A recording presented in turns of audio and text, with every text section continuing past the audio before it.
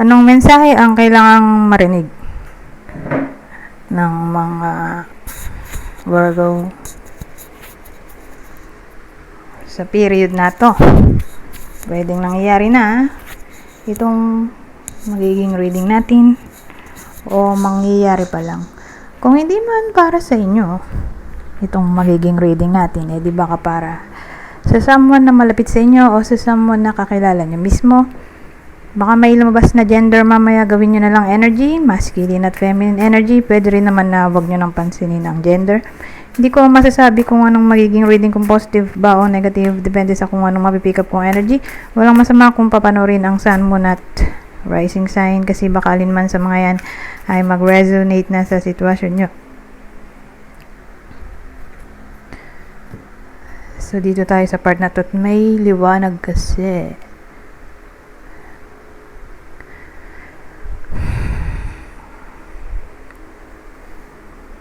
So, for some reason, nahirapan yung iba sa inyo.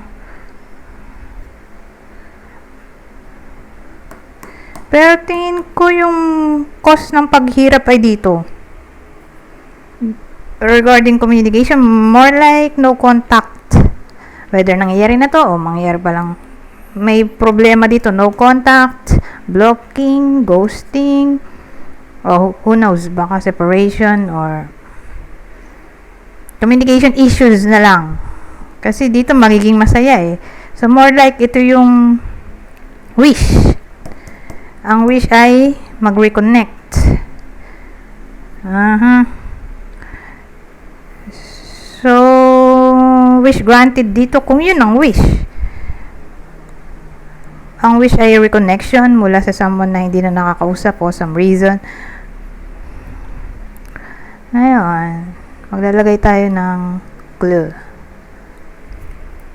Ito yung possible zodiac sign ng person dito, ng Virgo. Sa reading na to, Pisces, Sagittarius, Pisces ulit. Ngayon, kung hindi para sa inyo tong reading, di baka para sa someone na malapit sa inyo, kakilala o idol, ito ang possible zodiac sign niya. Pisces, Sagittarius ulit. Oo nga. Ito Pisces na naman, Pisces ulit. Ito Sagittarius ulit. Ito Taurus, na iba naman sa part na to. Pero sa kakilala, parang dating yung person ng Virgo at halimbawa nga dito mama sa inyo, di dun sa kakilala, isa lang, Pisces is ang zodiac sign. Sagittarius. Ngayon, ito lang na iba, Taurus. Pero again sa kakilala tong Taurus, hindi sa partner. Kasi mulit dun sa Pisces. At eto, sa partner.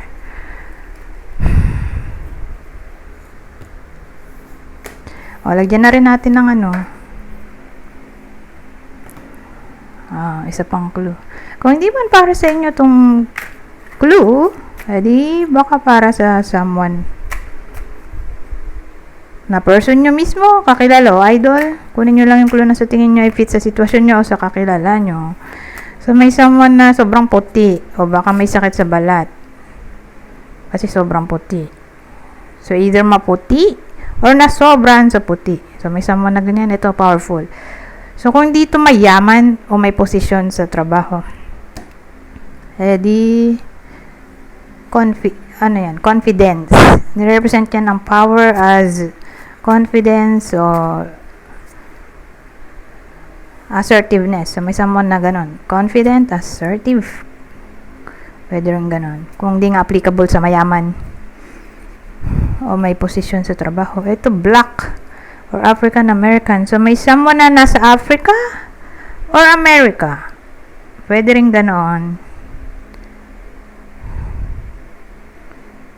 Or may African or American ng person. Or kung di man literally ganon, base doon sa mga pinagsasabi ko dito, pwedeng long distance to. Long distance relationship. Ngayon, may maputi tayo dito. Sobrang puti. Ito naman sobrang itim. So, baka ganyan ang balat ng mga bida or isa lang dyan. Pwede rin. So, again, kunin nyo lang yung clue na sa tingin nyo ay fit sa sitwasyon nyo. Kung hindi fit, di wag nyo napansinin. Ito, asan ba yung isa pa? So, again, long distance relationship. Pwede rin naman dyan. Ito, black or African American. O, foreigner. Pwede rin, foreigner. Ito din, foreigner. Kasi sobrang puti. Ito, wavy hair. So, may someone na wavy ang buhok. O, wavy hair.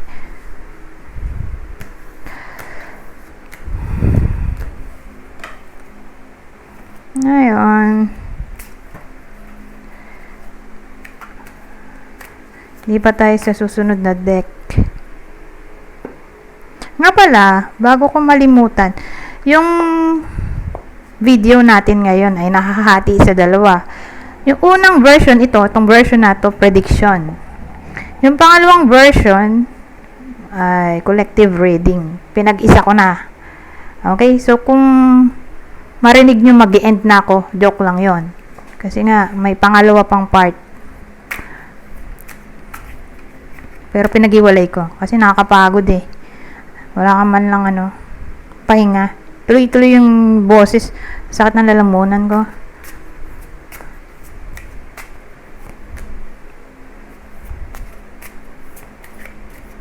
O, ibang senaryo.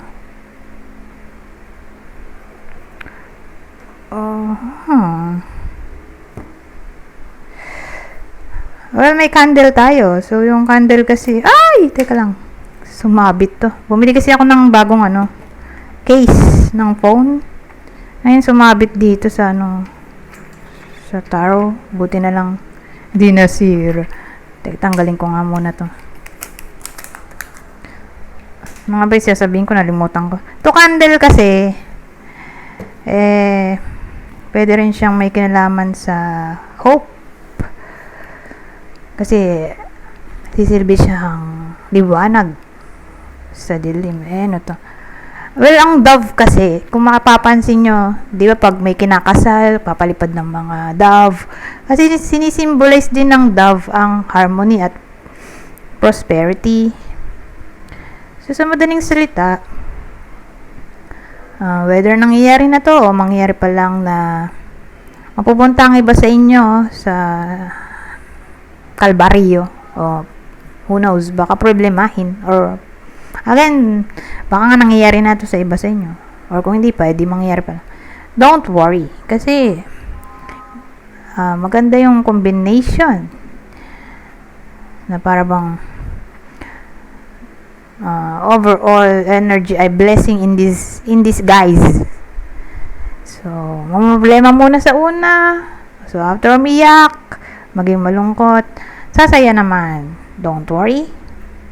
Dahil ang dating dito, may blessing na paparating o abundance. So again, sabi ko kanina, prosperity. So kung naman ang problemahin ng iba sa inyo, hopefully, maayos pa. Kasi maganda nga symbol yung dove. So yung mga may sakit, pwede pang gumaling. Kasi healing din to Or kung naghiwalay, who knows, pwede pang magkaroon ng reconciliation. So, yun dating dito. Or sabihin natin, may clarity na maaaring mangyari kasi liwanag nga So, para siyang sun na pwede may kinalaman sa clarity. At yun yung magbe-bring ng harmony. Pwede rin. Teka, mag-end na ba ako? 9 minutes na pala to. Dagdagan pa nga natin. Bira ko kasi gamitin to sayang naman. Papalitan ko na siya agad. Mga ilang araw papalitan ko na to. Oh, ito lang ang medyo alarming. Kasi may fire tayo. So, papasok din yung destructive behavior. Kasi, di ba, ang ginagawa ng fire nang susunog siya, di naninira. Pang too much, anything too much, ay pwedeng mag-lead sa poison o toxicity. So again, anything na too much love, too much eating, kasi naglalagablab siya eh. Sa palaki ng palaki, di mukhang too much. Nagmukha siyang distraction. So beware sa topic ng too much. Or else, eto na nga, maglilid tayo sa harm.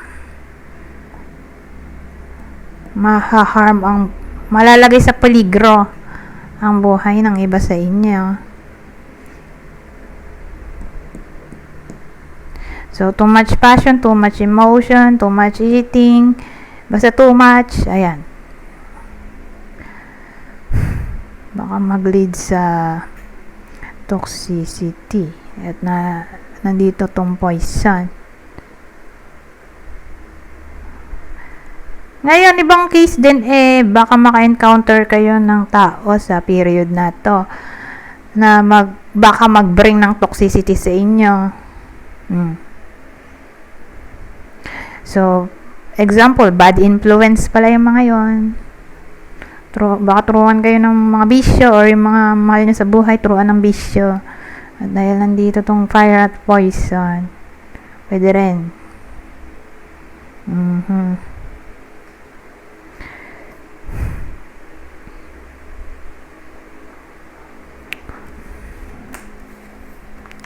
Ayun.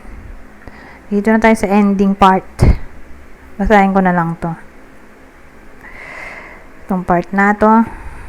Madali lang naman tong intindihin kasi basic English lang. So, general advice na to. Sa buong period na to. Kaya lang, isa lang tayo. Isang card. Dahil madali mode na tayo, wag na natin basahin yon. Ito na lang. May part 2 pa kasi tayo.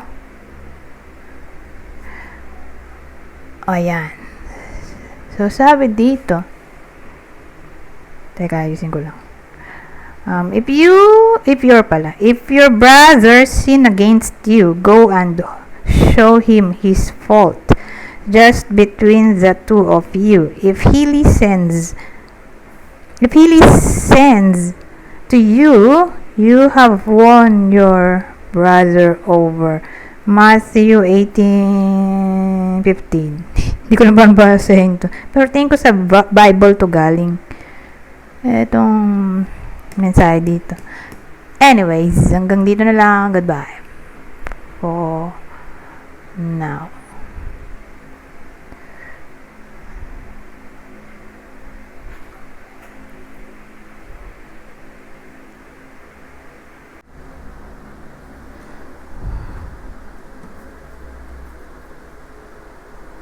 Anong mensahe ang kailangang marinig ng mga Virgo sa period na to?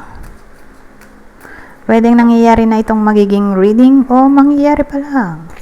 Kung hindi man para sa inyo itong magiging reading natin, di baka para sa someone na malapit sa inyo o sa someone na kakilala nyo mismo. Baka may lumabas na gender mamaya. Gawin nyo na lang energy, masculine at feminine energy. Pwede rin naman na wag nyo nang pansinin ang gender. Hindi ko masasabi kung anong magiging reading, kung positive ba o negative. Depende sa kung anong mapipick up kong energy.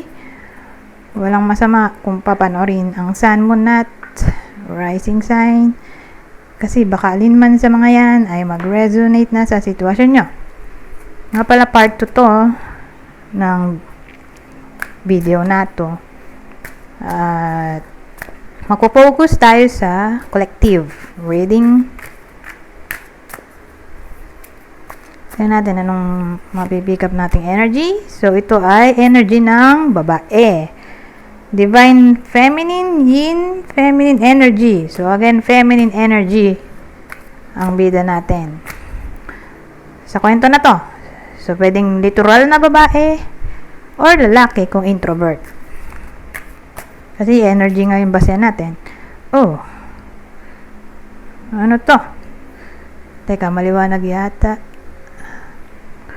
Curse, hex, witchcraft, negative mind.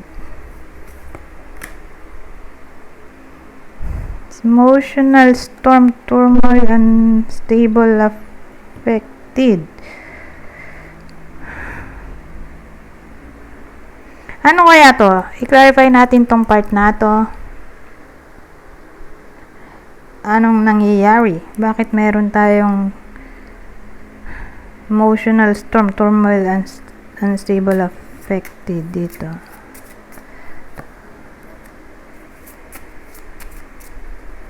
Ito nga curse pa eh. So, tingnan natin.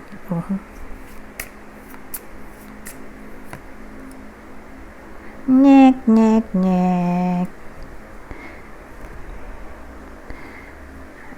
Well, ang problema dito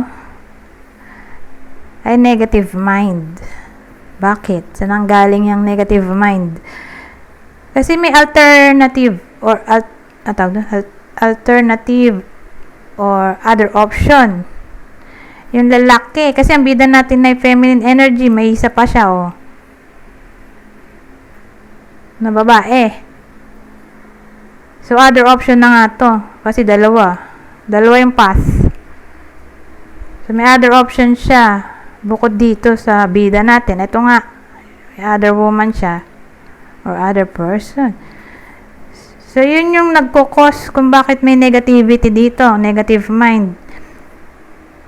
Kasi puno ng turmoil or emotional storm ang bida natin at kahit sino naman, di ba? Mamamroblema kung ang partner ay may someone else. Whether nangyayari na to, mangyayari pa lang, pero cheating na kasi to eh.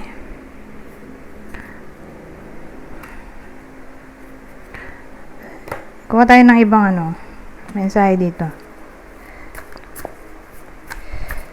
Pero bida natin babae. Babaeng tao o lalaki kung introvert.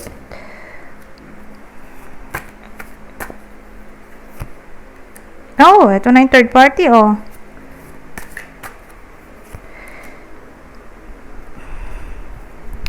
Oh, well, sabi dito, may presence nga ng third party. Ang dating kasi, kaya pala nafe-feel niya dito yung pessimism, emotional storm, turmoil, kasi feeling stuck siya, feeling trapped, nahihil, napunta nga siya sa third party situation.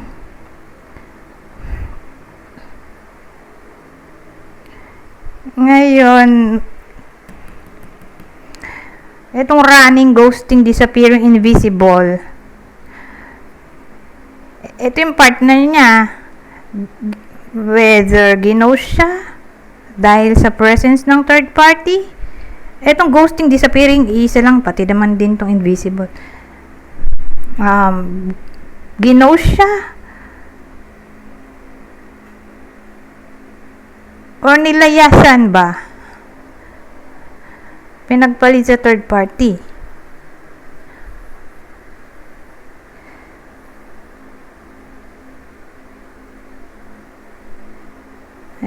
Malamang din na sila nagko-connect dito at tumakbo nga yung lalaki or di na nagparamdam.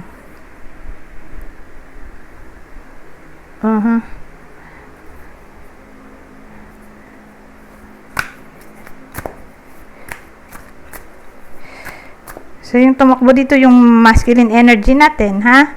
So, yung masculine energy ay pwedeng literal na tao or extrovert kung babae man.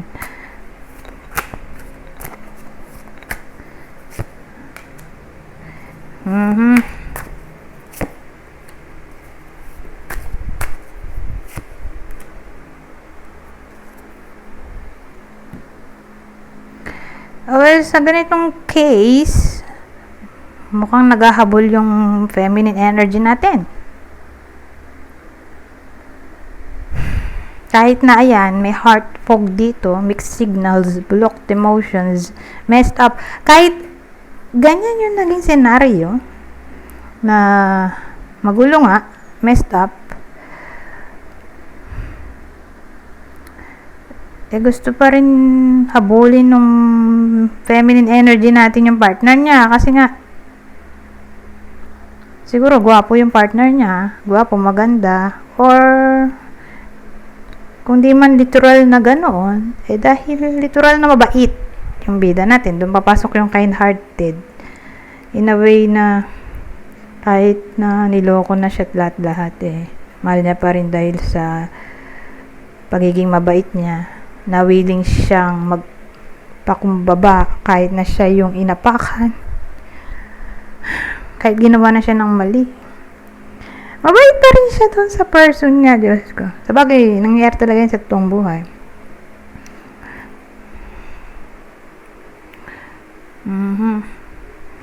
Anyways, dadagdagan pa ba natin to?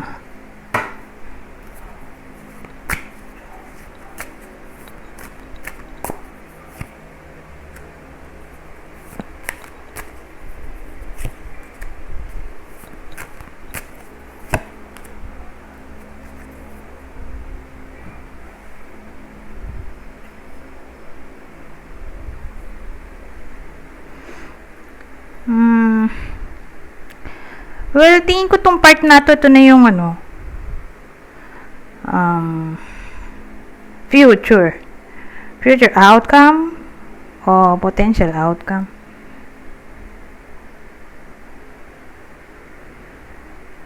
Ang dating kasi may ma-realize siya dito sa bandang huli. Okay? At ang ma-realize niya ay mag-let go na. Magte-take risk na siyang maghanap ng iba.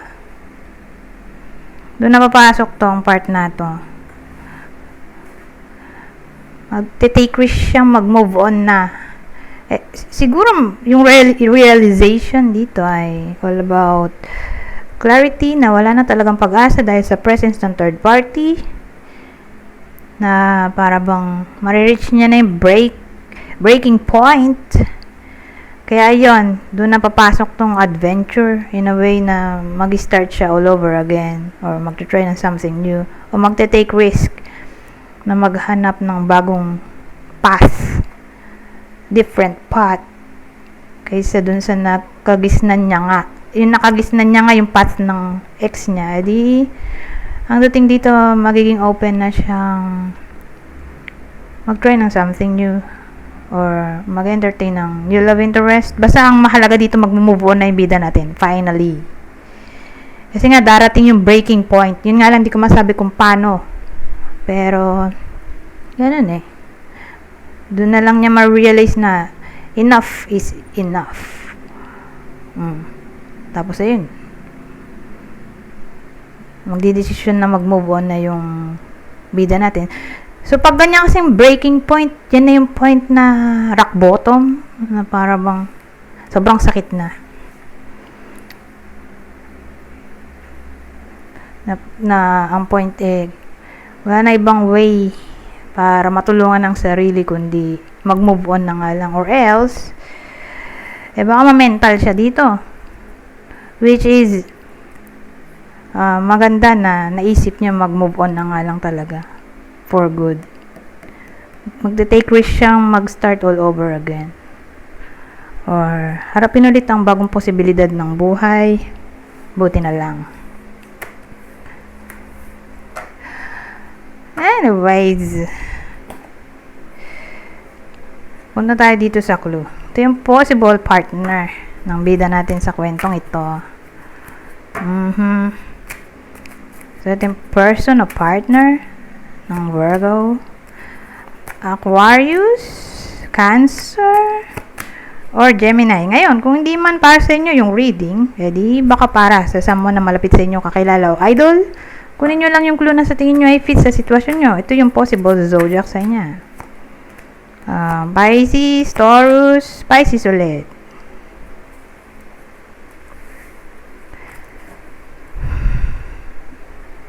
Ngayon, maglalagay ulit tayo ng clue.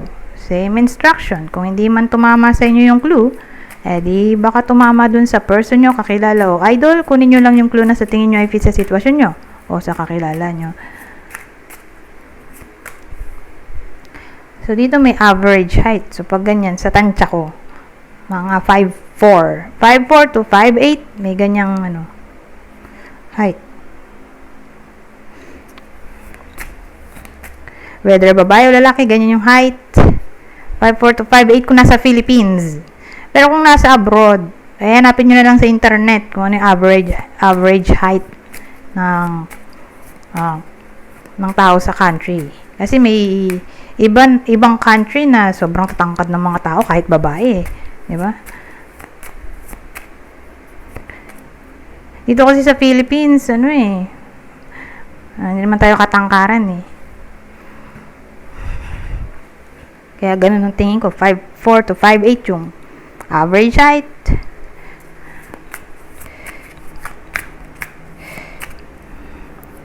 So, may someone na may balbas.